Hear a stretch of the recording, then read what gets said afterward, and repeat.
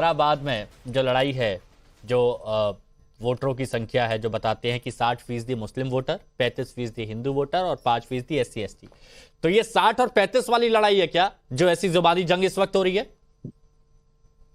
देखिए हिमांशु, मैं आपको बताऊं कि बैरिस्टर सदरुद्दीन ओवैसी साहब की कॉन्स्टिट्यूंसी में पिछले 3 दिनों से मैं खुद था। आज आचार संहिता लागू हो गई तो वापस अपने घर लौटा हूं, और वहां पर जिस तरीके से लोग उन्हें मोहब्बतों से नवाजते हैं, उसमें चाहे हिंदू हो, मुसलमान हो, SC हो, ST हो, महिलाएं हो, बच्चे हो, इतनी मोहब्बत शायद हमने और किसी भी देश के किसी भी नेता के लिए हमने नहीं। तो आप इस बात को तो भूल जाइए कि ये तो कोई लड़ाई नहीं। वहां तो लड़ाई ये है कि भारतीय जनता पार्टी कैसे अपने डिपॉजिट बचाएगी। सारी लड़ाई जो है, चाहे उनकी कैंडिडेट हो वो, चाहे महाराष्ट्र वाली जो कैंडिडेट महिला है जो बातें कर रही है, वो सारी लड़ाई अपनी इज्जत बचाने की है, जो उनको उसमें मिलेगी, क्या कहते हैं, डिपॉजिट के तौर पे। मुझे लगता है कि डिपॉजिट भी नहीं बचा पाएगी भारतीय जनता पार्टी, सारी नौटंकी इसलिए। वरना मुझे एक बात ये बताइए कि अभी तक चुनाव में उनको याद नहीं आया था, इतने सालों में कभी याद नहीं आया, और अचानक से उनको याद आता है। फिर एक तरफ वो शुरू हो जाती है, दूसरी तरफ माधवी लता शुरू हो जाती है, तीसरी तरफ एक और शुरू हो जाता है। अरे कितनी दूर है, जहां जहां जहां वो MLA रहते हैं, जो भाषण कर रहे हैं, वो कितनी दूर है पता है आपको? उनके घर से चंद मिनटों का फासला है, चंद मिनटों का रास्ता है, तो चले जाते। नहीं, ये मैं इसलिए कह रहा हूं क्योंकि मैं बहुत सारे लोगों से मुखातिब हो रहा हूं, बातचीत मेरी हो रही है, तो ज्यादातर लोग, चाहे वो सोशल मीडिया हो या फिर आमने सामने की मुलाकात होती है, तो वो ये बोलते हैं कि इस तरह की अगर कोई बयानबाजी करता है, या फिर ये भड़काऊ बयानबाजी हो, या फिर बहुत एग्रेसिव नेचर की हो, तो उस पर हम लोग ज्यादा भरोसा नहीं करते। लेकिन जो बयान एक बार फिर से असदुद्दीन ओवैसी जी की तरफ से दिया गया है कि छोटे को अभी रोक कर रखा गया है, तो मैं पता नहीं है तोप है छोटा, इस बयान को लेकर भी बीजेपी हमलावर हो रही है, और लोग कह रहे हैं कि ये बयान इस तरह से देना कि संभल नहीं रहा है। अब अगर कोई नेता संभल नहीं रहा है तो जनता उस पर कैसे विश्वास करे? देखिए, सबसे पहली बात मैं आपको एक बात बताऊं कि चुनाव जो है वो बैरिस्टर सदरुद्दीन ओवैसी साहब का है, अकबरुद्दीन ओवैसी साहब का नहीं। और उन्होंने जो जवाब था, मुझे लगता है कि एक मीडिया चैनल को उन्होंने बताया है कि तोप के माने क्या निकल के आते हैं। ऐसा नहीं है कि सिर्फ आप ही को बोलना आता है। अगर आप जिस तरह के लैंग्वेज में भाषा का इस्तेमाल करते हैं, तो वो भी फायर ब्रांड है, वो भी बोल सकते हैं। इसीलिए उन्होंने कहा कि आपने अपनी मर्यादा रखिए, ताकि दूसरे लोग भी अपनी मर्यादा में रहे। आप अगर मर्यादा क्रॉस करेंगे, फिर आप हमें कानून भी सिखाएंगे, आप देश की एकता भी बताएंगे, तमाम चीजें हमको बताएंगे, और आप अपनी मर्जी से समझ में 10 साल बाद एक दिन सुबह उठते हैं और उन्हें याद आता है कि अरे यार 10 साल पहले ऐसा होता है। 10 साल पहले तक अभी तक कहाँ मोहतरमा सो रही थी, जरा पूछ तो लेते एक बार उनसे। अच्छा चलिए ठीक है, अभी बहुत सारे सवाल है दानिश भाई, दोबारा मैं आऊंगा आपके पास, लेकिन प्रत्युष भाई जरा बताइए, कंट साहब आखिर क्यों इस तरह की बयानबाजी की जा रही है? आप तो विकास के मुद्दों पर चुनाव लड़ रहे थे ना, फिर नवनीत राणा क्यों इस तरह की बातें कर रही हैं? या आप भी चाहते हैं वो ऐसा ही बोलें? हिमांशु जी, आप देखिए, पहला बार देखने को मिल रहा है कि हार का डर क्या होता है। जमीन जब आप पे खिसक रही है नीचे से तो क्या होता है। आपको दिख रहा है कि हैदराबाद में तो हमारा अब सामान पैक हो गया है, जो पॉलिटिकल वजूद है वो खत्म हो रहा है। इसीलिए ना आप बोल रहे हो कि हम शेर हैं, तोप हैं, हाथी हैं, डरा रहे हैं, गोली मार देंगे। ये सब कौन सी भाषा है? और आपका चैनल में आपके व्यूअर्स को बहुत दुख के साथ मुझे बताना पड़ रहा है, जो हर सोशल मीडिया पे हर जगह चल रहा है, कि अकबर ओवैसी बोल रहे हैं कि सियासत तो अकबर ओवैसी घर की लौंडिया है। हा? इस तरह की भाषा कब होती है? अच्छा, जब हार आपके सामने नजर आता है। आप इस तरह के लैंग्वेज को आप यूज करिएगा, ये डरावना लैंग्वेज है। नहीं, ये भाषा हमसे की मजबूरी है, इसलिए बीप करना पड़ता है, क्योंकि ये कहीं सच शोभनीय नहीं। आप नहीं, वो तो हर जगह चल रहा है, हर जगह तो प्लेटफॉर्म पे है, हर जगह प्लेटफॉर्म पे है। देश की जनता आज 10वीं तरफ से इंफॉर्मेशन लेती है, पर आप बताइए किस लेवल पे गिर गया है। एक महिला आपको इलेक्शन हरा रही है, तो इसका माने आप इस लेवल पे गिर जाओगे।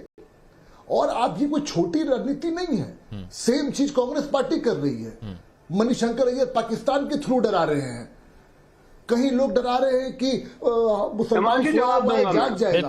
अरे एक हिंदुओं को एक जगह डराने से क्या मिलेगा?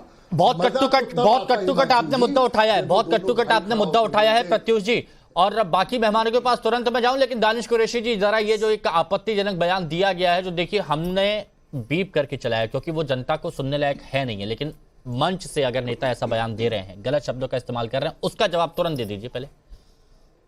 देखिए, मुझे आप ये बताइए कि देश के गृह मंत्री ये कहते हैं कि ओवैसी साहब रजाकारों की पार्टी से हैं। मुझे ये बताइए कि देश के पार्लियामेंट में ओथ लिए हुए मेंबर ऑफ पार्लियामेंट के लिए देश के गृह मंत्री इस तरीके की भाषा का इस्तेमाल करते हैं, वो कौन सी भाषा है? वो तो पूछिए, तो वो कंठ साहब जवाब नहीं देंगे उसका। दूसरी एक नेताजी उनके ये कहते हैं कि आपने अगर इनको वोट दिया तो पाकिस्तान को वोट जाएगा। What do you mean by this? मतलब ये तो गाली देना हो गया देश के मुसलमान नागरिकों को।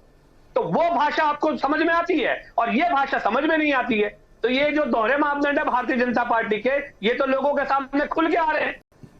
नहीं, जो सियासत को लेकर एक बहुत ही गलत शब्द बोला गया कि हमारे यहाँ की, अच्छा, ये सही शब्द है, रजाकार है। देश का मेंबर ऑफ पार्लियामेंट एक आदमी है, वो रजाकार है, ये दानिश जी सही शब्द देखिए, है। मैंने जब सवाल पूछा तो सबसे पहले बीजेपी से ही मैंने इस बारे में ये मुद्दा उठाया था कि क्या बिल्कुल आप ही पूछा, चाहते हैं कि इस तरह का, मैंने ये मुद्दा आपसे नहीं उठाया। है। लेकिन एक बात ये बहुत आपसे जरूरी नहीं है दानिश जी, बहुत जरूरी है कि थोड़े बहुत संयम, थोड़ी बहुत मर्यादा तो रख सकते हैं ना, क्योंकि आप जानते हैं कि महिलाओं को लेकर अगर ऐसे महिलाओं को लेकर एक शब्द जो कहीं से भी संसदीय नहीं लगता, कहीं से भी ऐसा नहीं लगता कि कहीं पर भी बोलना चाहिए, किसी भी मंच पर, अकेले हैं तब भी नहीं बोलना चाहिए, और मंच पर ऐसे शब्द, वो मैं कह रहा था।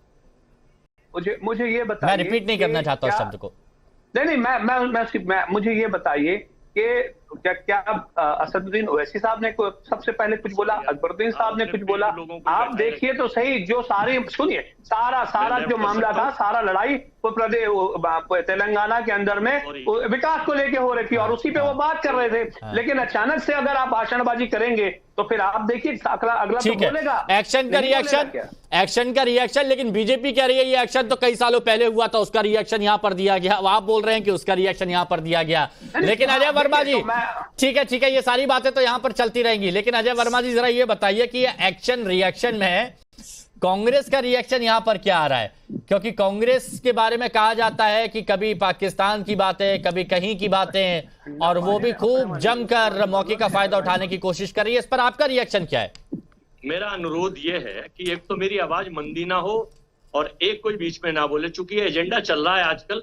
बुलाते तो है क्योंकि कुछ पेड लोग आपके यहाँ आते, मुझे नहीं पता कि वो कितने लेवल के हैं, कौन है, लेकिन हम कांग्रेस के लोग कोई पैसा नहीं लेते किसी से और ना कहीं हम पेड होते हैं। कि हमारी पार्टी की अब आइए मुद्दे पर आइए अब। हाँ, तो मैं बताना चाहता हूँ आपको, ये भारतीय जनता पार्टी को जब हार चारों तरफ दिखाई दे रही है, अडानी अंबानी का खुलासा भी प्रधानमंत्री जी ने बोल दिया, तो इनको आपस में, ये हिंदू मुस्लिम के लिए इनका एक प्रोग्राम है, एक पाठ्यक्रम है, एक एजेंडा है, एक पॉलिटिकल वेंडेटा है कि आप हिंदू की बात करिए।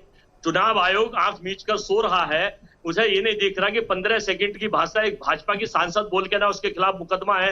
राहुल गांधी के खिलाफ जरा सी भाषा पर मुकदमा दर्ज हो गया, मकान छीन लिया गया, अगले दिन ही छीन लिया गया। और यहाँ क्या से कहा जा रहा है, शर्मनाक है, निंदनीय है। 140 करोड़ लोग कहते हैं माफी मांगनी चाहिए लेकिन नहीं मांग रहे। दूसरा, भारत में केवल चुनाव जीतने के लिए इस स्तर तक गिरेगा कि 70 करोड़ महिलाओं ने मन बना लिया, इसलिए हार दिख रही है कि वो बलात्कारी एमपी प्रज्वल रेवन्ना, जो दत्तक पुत्र मोदी जी का बताता है अपने आप को, पता नहीं दत्तक पुत्र है या नहीं है, उसके लिए हाथ उठा के कहा कि इसको जिताइए मजबूती से और इसे बताइए। अजय जी, फिर आप मुद्दा डाइवर्ट कर रहे हैं कि नहीं कर रहे हैं? देखिए, मैं फिर वो आप बोलेंगे, फिर बीच में टूक रहे हैं ना। भारत पर आपने प्रधानमंत्री नरेंद्र मोदी का इंटरव्यू देखा, सीधे सवाल यहां पर पूछा गया था, नाविका कुमार ने खुद ये सवाल पूछा था।